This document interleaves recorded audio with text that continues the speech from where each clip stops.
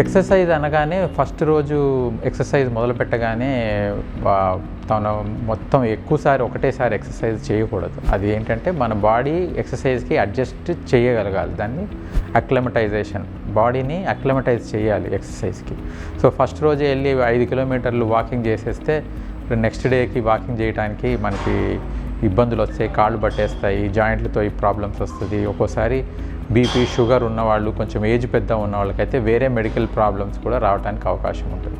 So exercise మొదలుపెట్టే ముందు it has to be a graded exercise. Especially తక్కువ age వాళ్ళైతే, బిలో 30 వాళ్ళైతే పర్వాలేదు, కానీ మోర్ దెన్ 30 ఇయర్స్ ఉన్న వాళ్ళైతే కంపల్సరీ ఒకసారి హెల్త్ చెకప్ చేసుకొని వాళ్ళు ఎంత ఫిట్నెస్ లెవెల్స్ ఉంది, ఏ టైప్ ఆఫ్ ఎక్సర్సైజెస్ వాళ్ళకి సూటబుల్ అవుతుంది అనేది చూసుకోవటం మంచిది. సో ఒకటేసారి ఎక్సర్సైజ్కి వెళ్ళి అక్కడ ఇబ్బంది పడి తర్వాత మళ్ళీ ఎక్సర్సైజ్ మార్చుకోవటం అట్లే కంటే మోర్ దెన్ 30 ఇయర్స్ ఉన్నవాళ్ళు ఒకసారి జనరల్ హెల్త్ చెకప్ చేసుకొని దాని తర్వాత ఎక్సర్సైజ్ ప్రోగ్రామ్ జాయిన్ అవ్వటం కానీ, జిమ్ జాయిన్ అవ్వటం కానీ, వాకింగ్ మొదలుపెట్టడం కానీ చేయటం చాలా శ్రేయస్కరం.